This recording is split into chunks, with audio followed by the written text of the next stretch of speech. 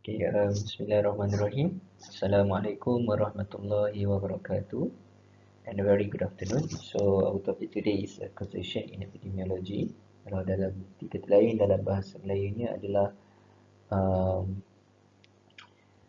ni bila kita belajar pasal epidemiology, kita nak tahu what are the determinant factors ataupun causation which can cause the disease ataupun injury ataupun any disability, morbidity. So how can we know that the risk factor or the result that we get is really cause ataupun risk factor ataupun precipitative factor and determinants which leads to the disease. Okay, so hari ini kita akan mainly discuss about that lah. Okay, so the subchapters kita ada concept of cause, causal factors and criteria for judging the evidence of causality. So lesson outcome, kita boleh define and state the important characteristics of cause, to distinguish between a risk factor and a cause, to describe the key elements of sufficient component cause model, and to explain the criteria for judging the evidence of causality. Okay, this is the headline. Okay, bila kita bercerita pasal causation in epidemiology, so these are the terms or what we call features yang involved in causation in epidemiology, such as exposures and outcomes and statistical association and biological causation. So bila kita bercerita pasal exposures, okay, expose maknanya dia punya independent, kita panggil independent variable lah, which compose of causes, ada risk factor or independent variable. Okay, so benda-benda ni kita panggil determinants ataupun apa yang factor yang menyebabkan, yang bila expose kepada benda-benda ni, dia akan lead to the outcomes. So outcomes ni dia boleh jadi apa? Outcomes ni it can be effects or diseases, injuries, disabilities, death, morbidity, dependent variabilities and disability, we call it morbidity, disease, injury, disability, effect ni morbidity, death, mortality lah. So all of these kita panggil dependent variables lah. Okay, and then statistical association versus biological causation, and then kita nak tengok ada tak association ataupun relationship between exposures ni dengan outcomes. Okay, so that is very important. Sebab itulah sangat penting dalam causation epidemiology ni kita nak tentukan bahawa keputusan yang kita dapat, study design yang kita buat, okay, akan menunjukkan keputusan yang tepat, ataupun adakah macam contohnya kita dapat odds ratio ataupun relative risk yang kita dapat tu betul-betul menunjukkan ia adalah penyebab ataupun causation yang which leads to the disease ataupun the outcomes. Alright. Okay, so level types of causality. Okay, kita ada molecular ataupun physiological sebagai contoh yang menyebabkan disease itulah, daripada molekul atau fisiologi pada itu sendiri. And then personal, social, deterministic, probabilistic. What aspects of environment broadly defined if remove, reduce, control will reduce the outcome burden of the disease. Okay, dia akan bermula daripada sekecil-kecil yang ada dalam badan, molecular physiological, and then personal, diri kita, dan social, macam mana kita bergaul dengan sekeliling, deterministic, probabilistic, and then environment. So kita go to definitions. Okay, sebelum kita pergi lebih jauh, kita nak tahu the meanings of these terms lah, supaya apabila kita berbincang, discuss about these terms later, it can make us to be more understand about what we are going to understand really about the causation epidemiology ni. Okay, first of all is association, atau kita call it as a relationship. What is association? It is a statistical dependence between two or more events characteristics or other variables. So kita nak tengok adakah dua event atau variable, variable tu independent atau causation dengan disease tu ada ke dia depending each other. Maknanya adakah risk factor tu menyebabkan disease tersebut. Maknanya disease tu depend on the risk factor tu. Disease tu depend kepada determinants ataupun causes tersebut. Sebagai contoh, penyakit tuberculosis, adakah dia depend kepada microorganism, Mycobacterium tuberculosis, ataupun tak? Dia tak depend kepada organism tersebut, dia depend kepada environment sekitar, ataupun perlu ke environment sekitar dan juga microorganism tu menyebabkan disease. Okay, so it's all about association or relationship. Positive association implies a direct relationship. Bila kita berbicara pasal positive association, ia bermakna kalau kita dalam bahasa Melayu dia lah, semakin tinggi variable A, semakin tinggi variable C. Maknanya bila ada A, maka adalah B. Itu positive association. Maknanya ada direct relationship. Maknanya bila sesuatu tu present, ada, maka yang satu lagi tu pun ada juga. Bila sesuatu tu meningkat, maka A meningkat, B pun meningkat, ataupun A bertambah, B pun bertambah. Okay. While negative association implies an inverse one. Manakala negatif ni sebaliknya lah. Alright. The presence of a statistical association alone does not necessarily imply a causal relationship. Bila kita dapat sesuatu statistical association ni, tak semestinya ia menyimpulkan ataupun it concludes that it is 100% there is a causal relationship between those two variables. Okay, but it can give us an idea. Okay, causality, causation or cause-effect relationship relating causes to the effect they produce. Okay, causes pula adalah an event, condition, characteristic or combination which plays an important role, regular, predictable change in occurrence of the outcome. Okay, sebagai contoh, smoking menyebabkan lung cancer. Okay, causes ni can be a genetic atau environment. Many NCD, non-communicable disease macam diabetes, cancer, COPD, chronic obstructive pulmonary disease. Okay, semua ni dia ada causes of genetic and or dengan environment ataupun environment. Okay, so nanti kita akan pergi lebih detail apa yang kita katakan sebagai kita panggil sebagai necessary ataupun sufficiency. Maknanya adakah sesuatu cause tu boleh menyebabkan disease atau dia memerlukan yang lain untuk menyebabkan disease. Okay. So definitions. Okay. Deterministic causality, causes closely related to effect as in necessary and sufficient causes. While necessary cause ni must always precede the effect. This effect need not be the sole result of one cause. Okay. Causality ni deterministic causality, maknanya apa yang causes tu determine kepada yang menyebabkan kepada disease tu lah. Okay, pada effect tu. Dia ada sama ada dua, necessary ataupun sufficient.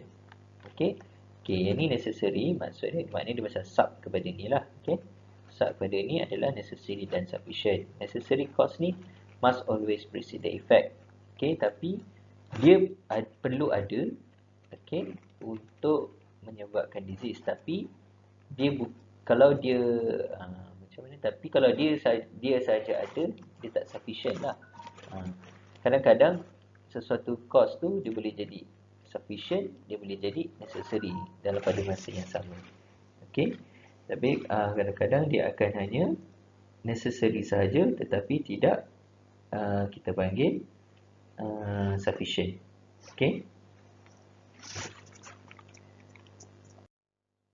Okay, sufficient cause. Apa yang dimaksudkan dengan sufficient cause? Okay, sufficient cause is inevitably initiates or produces an effect. Inevitable maknanya dia yang kita tak boleh maknanya dia nak tak nak, okay, dia lah yang menyebabkan initiate or produces an effect, includes component cause. Makna dia bila cause ni ada, maka jadilah disease ataupun outcome tu. Alright. While component causes lah adalah together they constitute a sufficient cause for the outcome in question. Okay. Component causes ni component lah, maknanya dia boleh jadi sub kepada bercampur-campur dengan komponen yang lain, dia akan jadi sufficient. Okay, bila jadi sufficient, maka barulah dia boleh produce outcome ataupun disease, injury, disability dan sebagainya. Sebagai contoh, in communicable disease, this may include the biological agent as well as environmental condition, such as tuberculosis and measles. Contohnya, component cause dalam menyebabkan communicable disease ni adalah biological agent dan juga environmental. Maknanya dia perlukan dua-dua. Okay, biological agent, TB, dan juga environmental condition. Condition yang macam mana? Confined spaces, ataupun orang yang crowded ramai, ataupun bad ventilation. Okay, so itu adalah komponen yang mana bila bergabung komponen ni, dia akan jadi sufficient. Sufficient ni dia akan boleh menyebabkan outcome. Okay, itu sebagai contoh in communicable disease. Dalam non-communicable disease, this may include a whole range of genetics, environmental, as well as personal psychosocial behavioral characteristics such as diabetes, cancer atau ischemic heart disease. So dalam penyakit-penyakit yang macam ni pula, okay, sebagai contoh, untuk mendapat penyakit diabetes bukanlah solely dependent on the BMI. Sebagai contoh dalam dia punya body mass index tinggi, kita kata dia boleh akan dapat diabetes. Tak, selalunya dia akan ada perkara-perkara lain yang menyumbang juga. Sebagai contoh, ada hypercholesterolemia, ataupun tinggi kolesterol, ataupun dia ada hypertension juga, ataupun dia ada stress. Okay, so these component causes bila combine, dia akan jadi sufficient untuk menyebabkan disease. Tetapi sesetengah komponen ni dia solely, maknanya dia alone, seorang satu cause pun dah boleh menyebabkan disease. Dia dah sufficient dah. Sufficient ni maknanya cukup. Kita panggil kalau dalam Melayunya cukup syarat lah. Sufficient ni maknanya cukup syarat. Cukup syarat ni boleh terdiri daripada beberapa syarat, okay, necessary causes, ataupun satu syarat sahaja, one necessary cause. Okay, it depends on the disease and outcome itself. Okay, in probabilistic causality, in epidemiology, most associations are rather weak relationship between high serum cholesterol and ischemic heart disease, which is either necessary nor sufficient. Okay, dalam epidemiologi ni, kita tak boleh nak conclude satu causes tu menyebabkan disease tersebut. Dia sama ada dia not sufficient or not necessary. Dia perlukan dengan komponen-komponen yang lain untuk induce ataupun lead to the disease itself.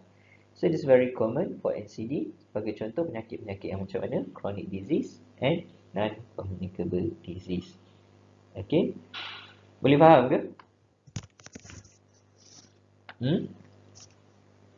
Boleh faham tak? Apa itu sufficient dengan component causes ni? Sebelum kita pergi lebih jauh. Boleh Okay.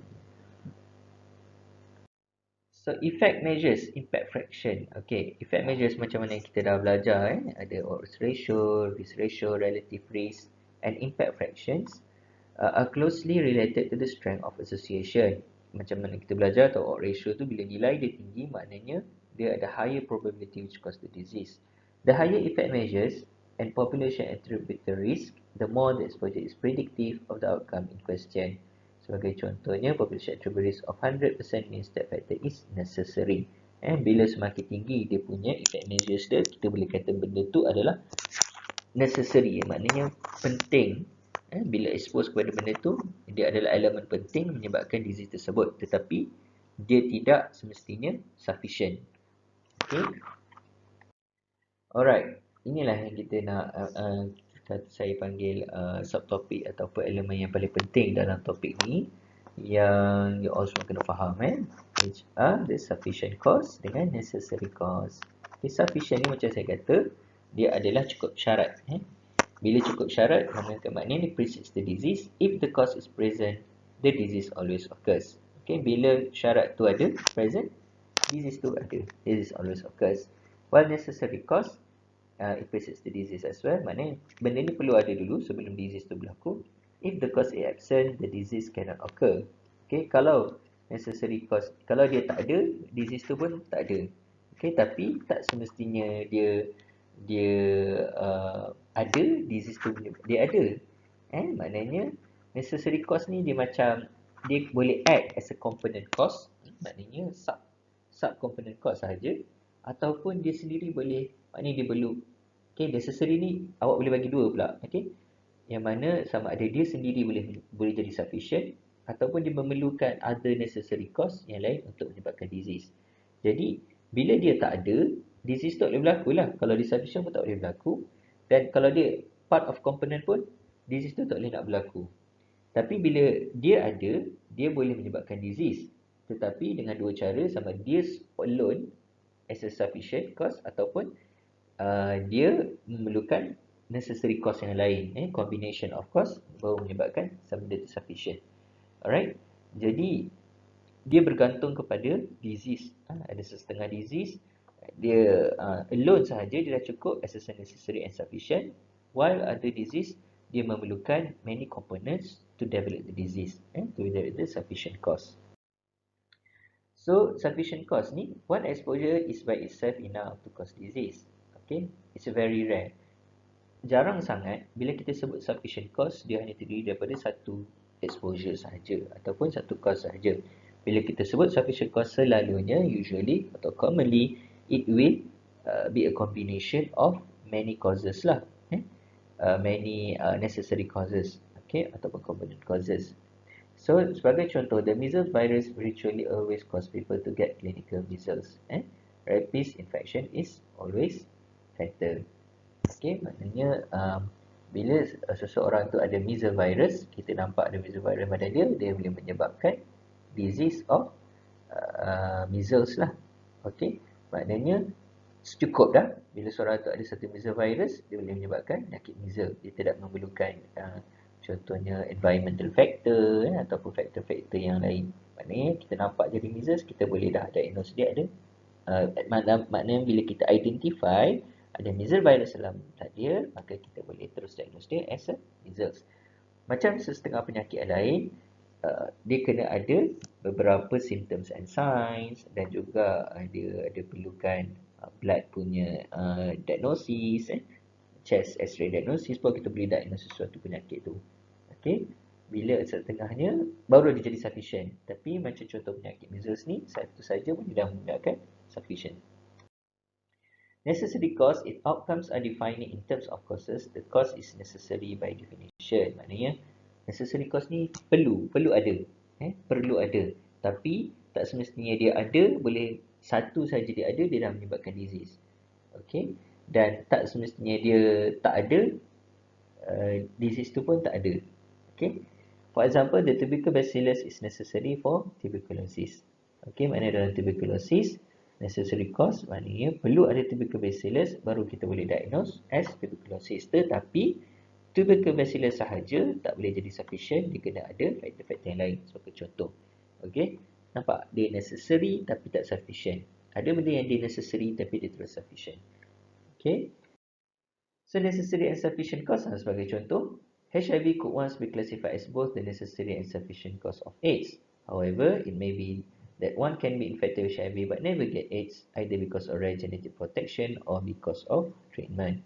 Okay, HIV dulu diklasifikasikan sebagai necessary and sufficient, maknanya dia sahaja dah boleh menyebabkan, cukup untuk menyebabkan disease AIDS. Bila orang tu ada HIV, maka dia kena AIDS. Tetapi sekarang, orang tu even dia ada HIV tapi dia tak kena AIDS, sebab ada faktor-faktor lain yang menyumbang. Okay, maknanya dulu dia adalah necessary and sufficient, tapi sekarang dia adalah necessary tetapi tak sufficient. Maknanya bila dia ada, dia boleh menyebabkan tak semestinya dia boleh menyebabkan AIDS lah. Okay, necessary and sufficient rarely occur. Okay, jarang-jarang sangat macam saya cakap. Contohnya dia memerlukan hanya only factor A. Bila only factor A, dah cukup dah untuk dia diagnose the disease. Sebagai contoh, in sickle cell anemia, kita hanya memerlukan genetik punya lab diagnosis dah cukup untuk kita diagnose sebagai sickle cell anemia. Okey.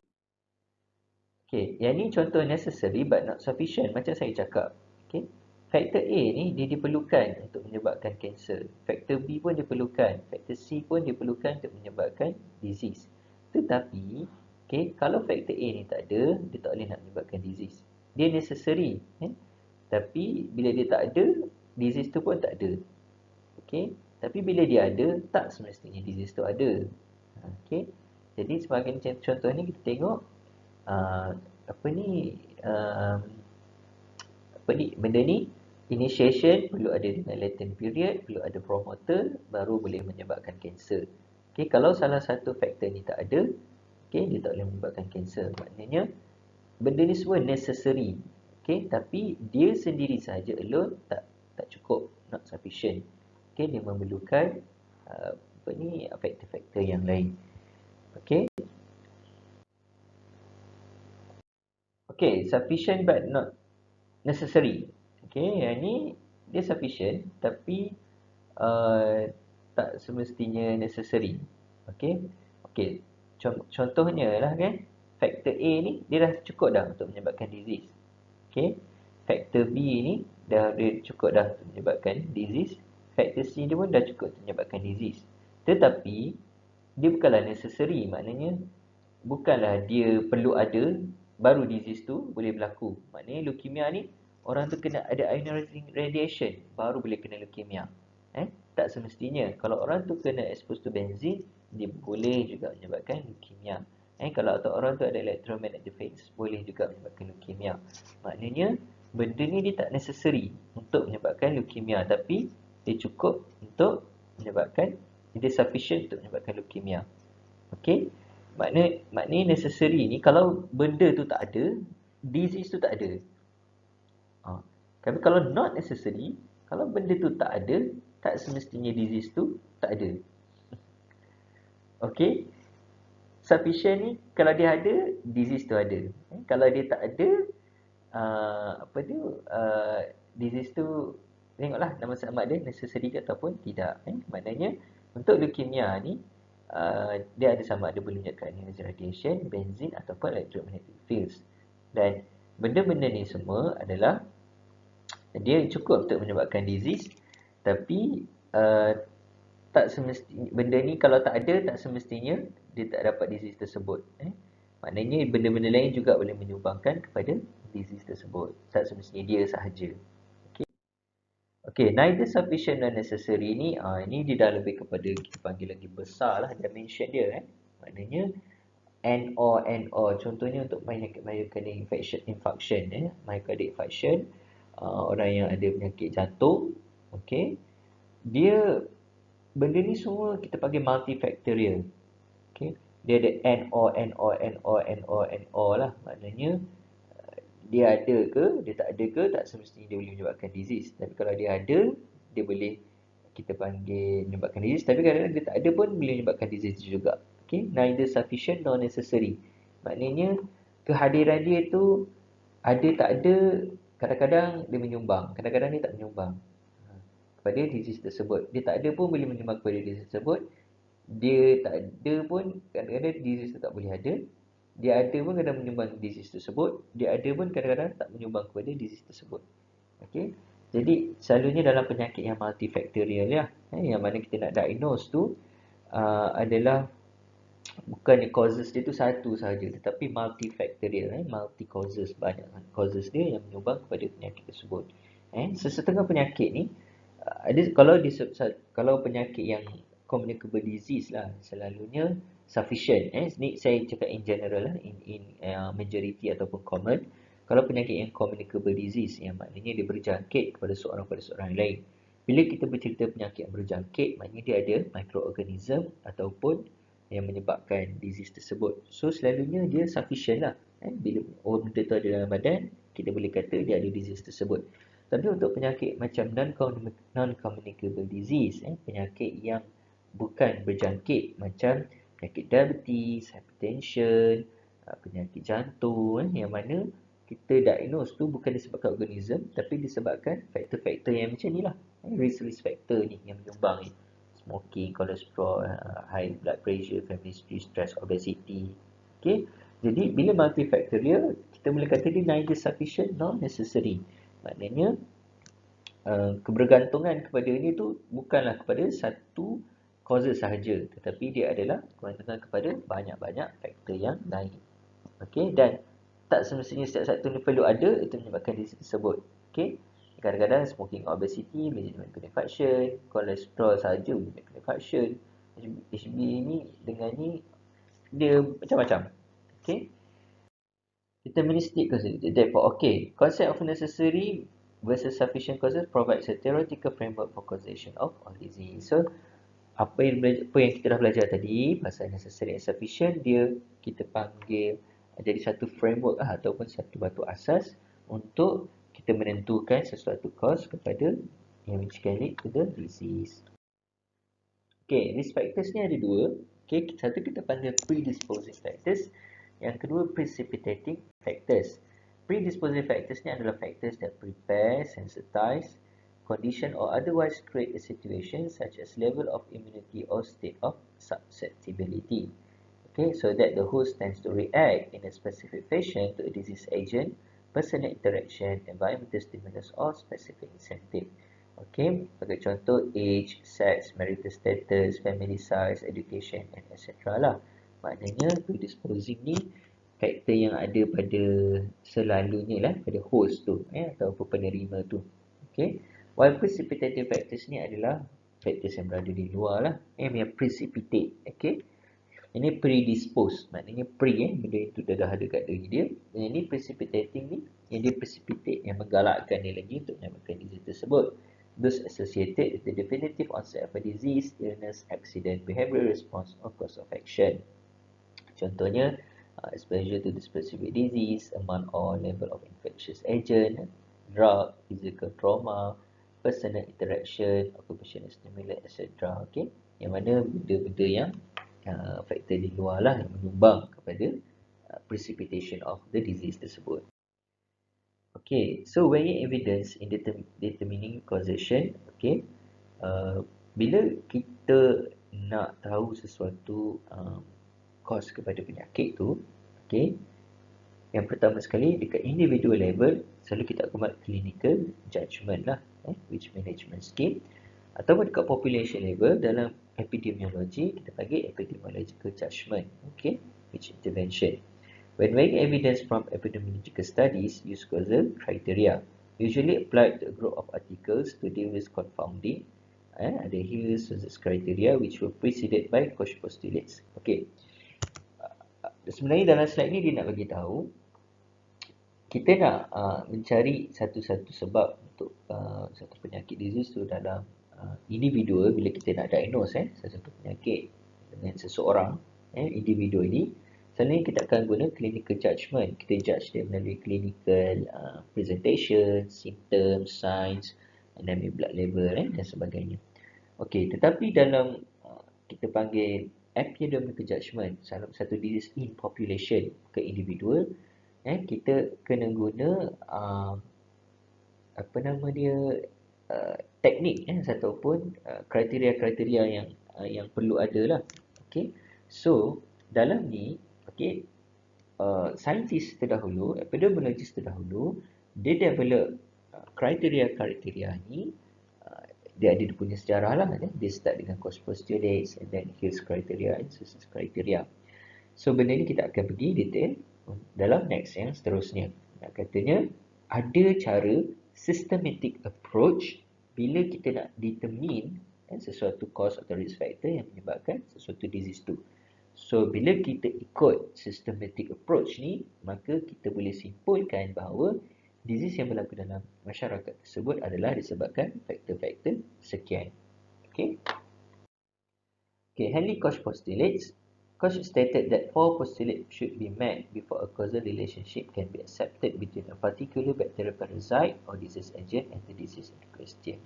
Okay, so dalam prinsipal ni, okay, ada 4 benda yang perlu dipatuhi baru kita kata sesuatu disease tu adalah disebabkan faktor-faktor tertentu ataupun causa tertentu. The agent must be shown to the present in every to be present to be present in every to be present in every case of the disease, okay, by isolation in pure culture. Bila kita orang tu ada disease, okay, bila kita ambil sampel tu dan masuk ke pure culture, microorganism tu ada. Okay, ini dia punya macam mana start kita nak tahu relationship between cause and effect. Okay, so dalam Koch postulates ni, prinsipal dia kata kalau seseorang tu ada disease, bila kita ambil sampel contohnya darah, kita buat then kita buat pure culture, okay, kita akan jumpa agent atau microorganism yang menyebabkan disease tersebut. The agent must not be found in cases of other disease. Okay, maknanya dalam disease lain, agent ni tak ada. Dalam disease ni sahaja.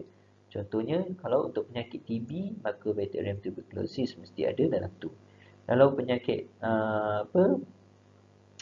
penyakit contoh AIDS, okay, HIV perlu ada dalam organism tu. Okay, maknanya dalam other disease, contohnya dalam penyakit TB, tak ada HIV ni. Hanya tuberculosis lah. So, dia mematuhi Koch postulates ni. Okay.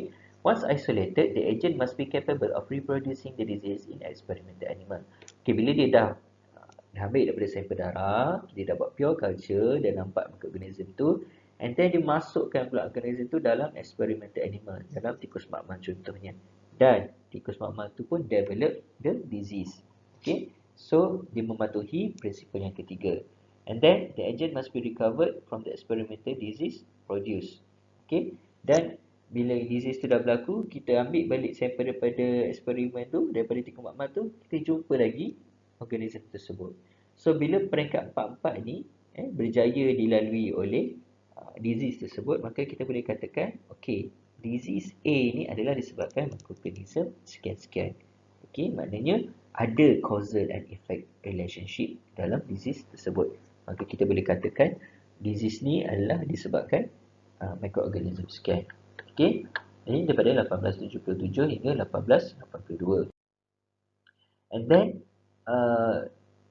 daripada Koch postulate tu di-develop pula kita panggil Hill's criteria.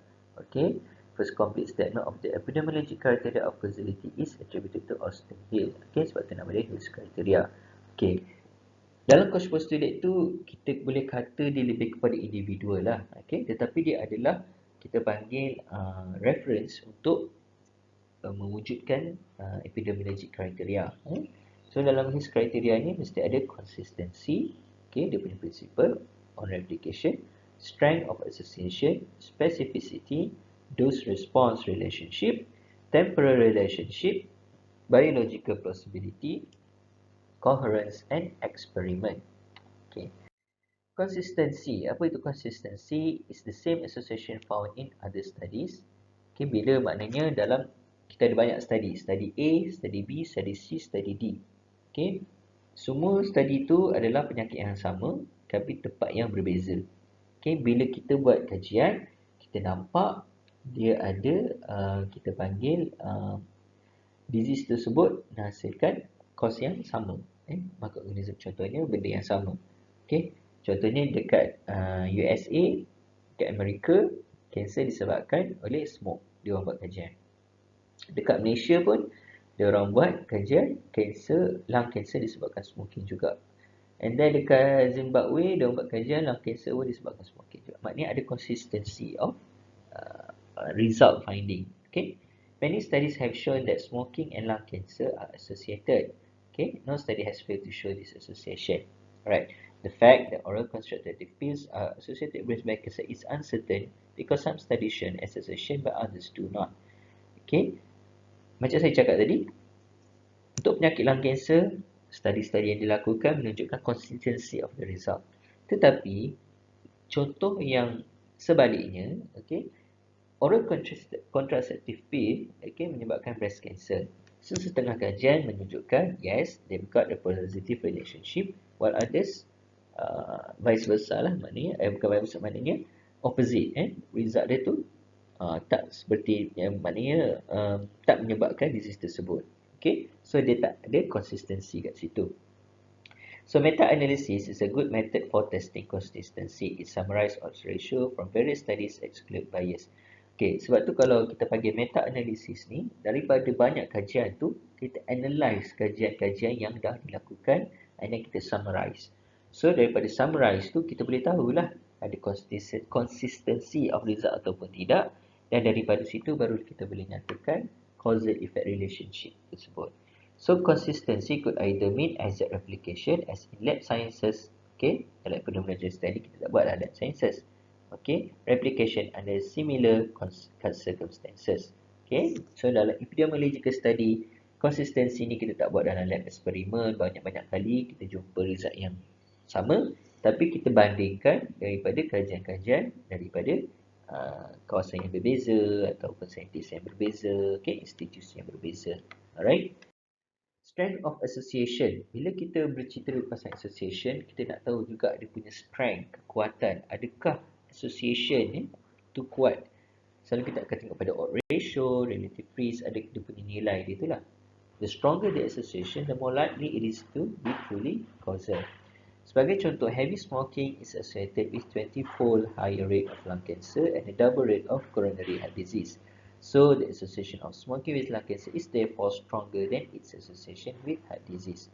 Okay, maknanya dia nampak dekat sini, daripada kenyataan tu, kita boleh dapat interpret lah yang bahawa smoking ni dengan lung cancer tu lagi kuat association dia, lagi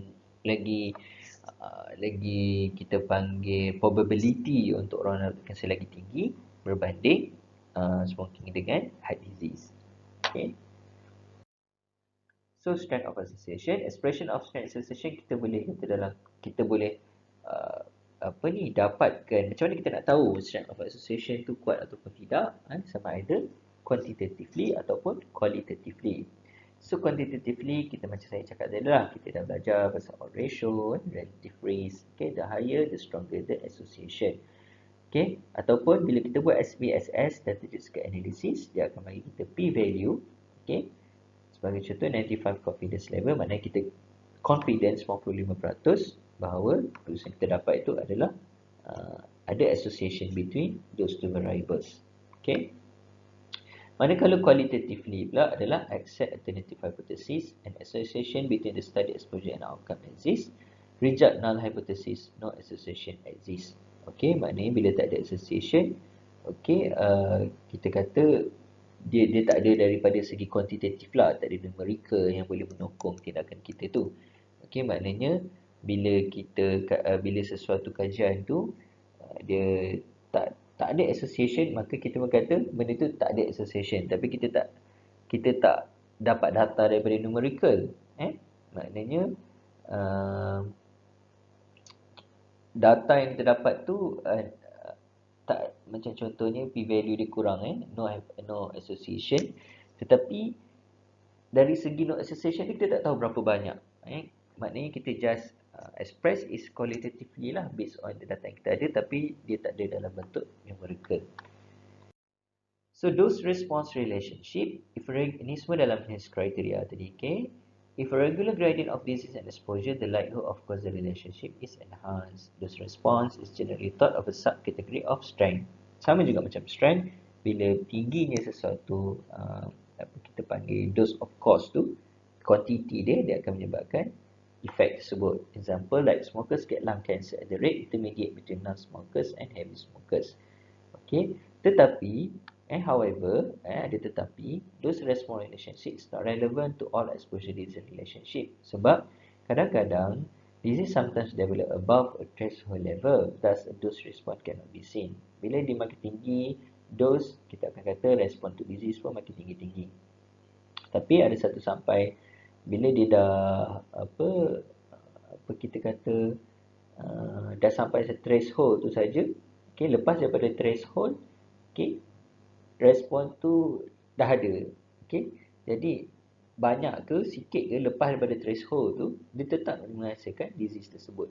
So kita tak boleh kata semakin tinggi dos tu orang tak akan dapat disease. Tak, kadang-kadang dos yang sikit tetapi lepas si threshold dia, maknanya threshold ni limit dia untuk dia dapat disease. Kalau contohnya limit dia 0.6, Okey, dia punya dos dapat 0.8.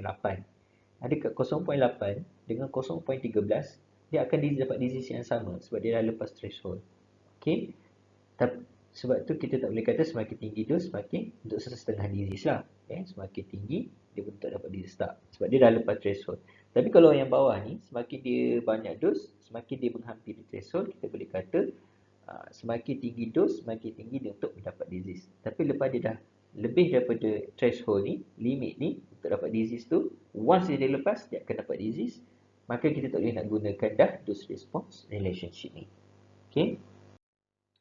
So time order, temporality, directionality, which one comes first? So kita kena identify adakah organism tu datang dulu menyebabkan disease ataupun disease tu ada dulu baru organism tu ada, sebagai contoh. Okay. So it must be exposure precedes the disease. Okay, studies have found an inverse relationship between blood pressure and serum calcium. Okay. Diorang buat kajian, okay, sebagai contoh, low serum cholesterol has been linked to an increased risk in the risk of colon cancer in prospective cohort study. Okay, dia buat kajian kolesterol rendah, okay, menyebabkan colon cancer lah, sebagai contoh. However, low serum cholesterol is not the cause of colon cancer, but probably, tetapi kajian lain menunjukkan rupanya kanser ni dia sekali dengan kalsium tu, dia adalah penunjuk kanser tu menyebabkan low serum cholesterol. Bukan low serum cholesterol menyebabkan kanser. Okay, so it's very important kita nak tahu yang mana precedes yang mana. Okay, exposure must precedes the disease. Time order can be uncertain. Kadang-kadang benda ni susah kita nak tahu ataupun kita nak explore kalau when disease has a long latent period lah, ataupun when the exposure represent a long duration of effect. Okay.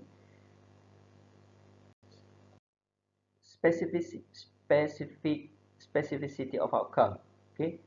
Maknanya kita panggil outcome tu atau disease tu dia spesifik kepada organism tersebut atau organism tu spesifik kepada disease tersebut. Okay. Sebagai contohnya atau organism lah ataupun exposure, asbestos cause asbestosis, distinguishable from many other lung disease. Okay. So yang menyebabkan asbestosis ni adalah asbestos lah, yang menyebabkan lung disease tersebut. So this very specific. Low level of lead exposure is associated with lower IQ, not distinguishable from other brain syndrome. Thus lead is more uncertain as a cause because of possible confounding effect. Okay, macam contoh-contoh penyakit yang tak, macam contoh saya cakap tadi lah, NCD, yang communicable disease, macam penyakit jantung, diabetes semua, dia tak ada specificity lah. Maknanya dia ada confounding effect, dia ada efek-efek yang lain yang membantu dia untuk mendapatkan disease. So coherence ni adalah connection. Okay, bila kita bercerita pasal causal effect relationship, kena ada coherence lah, connection. Theoretical, maknanya compatible with existing theory. Bila kita buat tu kajian, jumpa relationship tu sama dengan teori yang dah ada sebelum ni. Okay, factual, compatible with pre-existing knowledge, sama dengan kajian yang dah buat sebelum ni. Biological, compatible with current biological knowledge from other species or other levels of organization. Kita nampak ada similarity. And statistical, compatible with the reasonable statistical model. Okay. So contohnya bila kita buat satu kajian, kita dapat satu result, adakah ada connection dengan benda-benda ni? Okay, dan dapat dalam discussion kita tu, kita menunjukkan ya benda ni pun pernah dibuat sebelum ni, kita menyokong kajian kita dengan data-data yang ada daripada kajian sebelum ni, maka kita boleh katakan bahawa ada causal effect relationship dalam kajian yang kita dapat. Okay, macam hujah lah. So biological coherence, does the association fit with what we know about the underlying biology? Okay, presence of a serological marker of hepatitis B infection is associated with greatly increase in the rate of liver cancer. Okay, bila kita nampak ada hepatitis B dalam darah, maka ada increase yang tinggi, risk yang tinggi lah untuk dapatkan cancer liver, liver cancer. So hepatitis B infection is a true cause of liver cancer supported by the finding of the viral genome in many liver cancer. Okay, dewan pada kajian-kajian sebelum ni kita nampak dalam liver cancer memang banyak viral genome, okay, yang menyebabkan ada dalam hepatitis B infection ni lah. Okay, ini sebagai contoh yang sebaliknya, Rezapine, an antihypertensive drug, was thought to be a cause of breast cancer.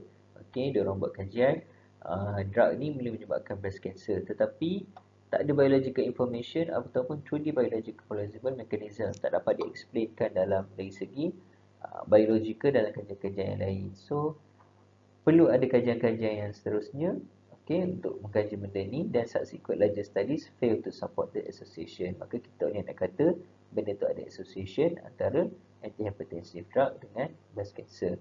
So bila kita bercerita pasal biological ni, maknanya kita boleh terangkan secara fisiologi dia punya apa yang berlaku dalam badan kita, macam mana expose tu boleh menyebabkan disease tersebut.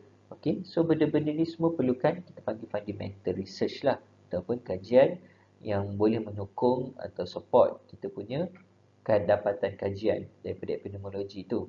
Sebagai contoh, bila kita buat ni, smoking menyebabkan lung cancer.